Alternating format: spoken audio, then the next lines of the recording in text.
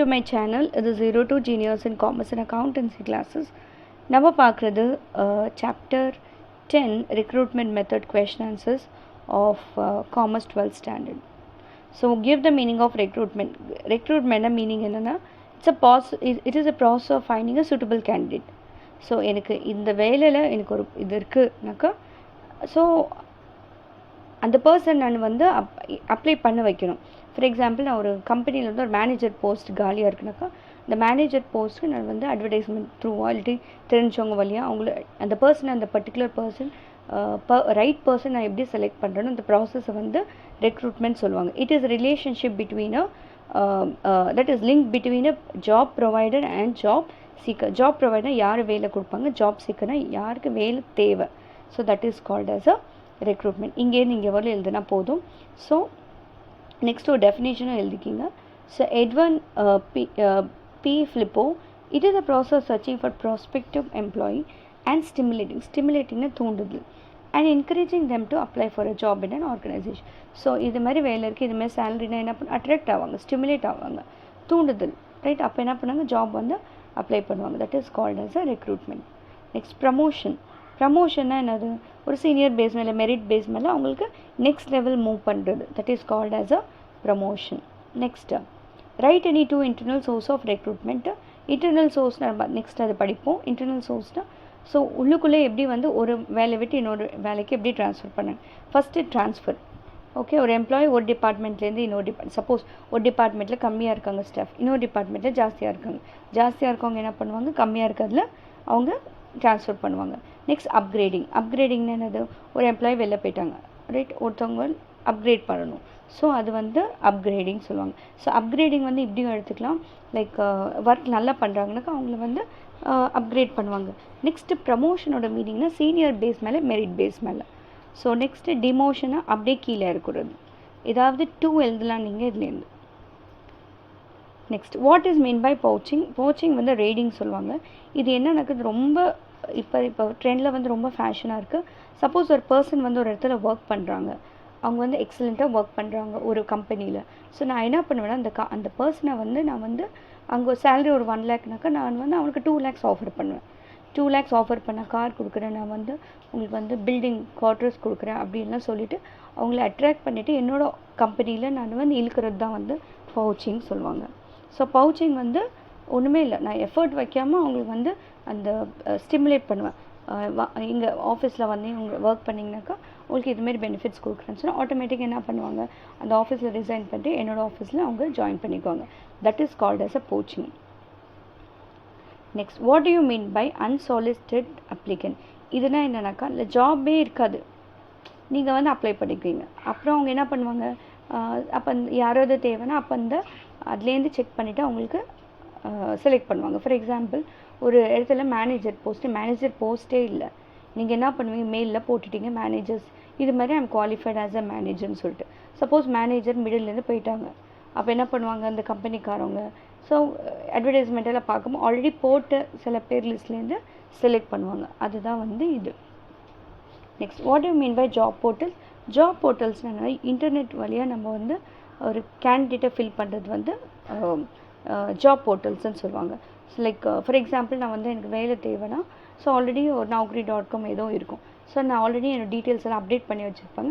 கம்பெனிக்காரவங்க அதை பார்த்துட்டு எனக்கு ஃபோன் பண்ணி இதுமாரி வேலை இருக்குது, நீங்கள் இதுமாரி இன்டர்வியூ வாங்கன்னு சொல்லுவாங்க. That is called as a job portal. இது சின்னதாக இருக்குன்னா இது எழுதலாம். Using internet portals can screen for the prospective and fill up their vacancy. It's less expensive. The people who are well versed in technology apply for the job through this method. So நீங்கள் இதுவும் சின்னதாக இருக்குன்னா இதுவும் சேர்த்து நீங்கள் எழுதலாம். What are the steps in recruitment process outsourcing.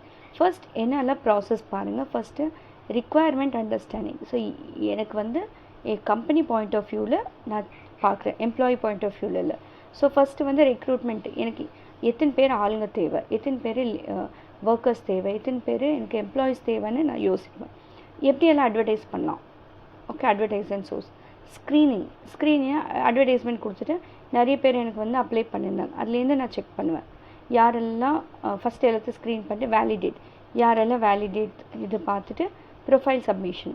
So அவங்களோட profile எல்லாம் செக் பண்ணிட்டு அவங்க குவாலிஃபைடாக அன்குவாலிஃபைடாக அங்கேருந்து பண்ணிவிட்டு நெக்ஸ்ட் இன்டர்வியூ கூப்பிட இன்டர்வியூ ப்ராசஸ், பேக்கப், ஃபீட்பேக்கு, அப்புறம் செலெக்ஷன் பண்ணுவோம், ஃபாலோ அப். இதெல்லாம் ஒரு ஸ்டெப். இது உடனே போடக்காட்டியும் ஒர்க்கெல்லாம் வராது. இவ்வளோ ப்ராசஸ் தாண்டி தான் ஒரு வேலை கிடைக்கும். 5 marks. Explain the internal source of recruitment. So அதே மாதிரி எழுதுங்க, இந்த ஃபஸ்ட்டு படித்த மாதிரி. Source of recruitment 2, internal source, external source. Internal சோர்ஸ்னு இல்லைனாக்கா ஒரு இப்போ ஃபார் எக்ஸாம்பிள் நான் சொன்னேன். ஸோ ஒரு வேலை இருக்குன்னா நான் என்னோடய எம்ப்ளாயீஸை வச்சுட்டு நான் பார்த்துக்குவேன். ஸோ ஒரு டிபார்ட்மெண்ட்டில் வந்து ஜாஸ்தியாக இருக்குது, ஒரு டிபார்ட்மெண்ட்டில் கம்மியாக இருக்குது. ஸோ கம்மியாக இருக்க டிபார்ட்மெண்ட் என்ன பண்ணுவாங்க, ஜாஸ்தியாக இருக்க டிபார்ட்மெண்ட்லேருந்து ட்ரான்ஸ்ஃபர் பண்ணிக்குவேன். That's call internal.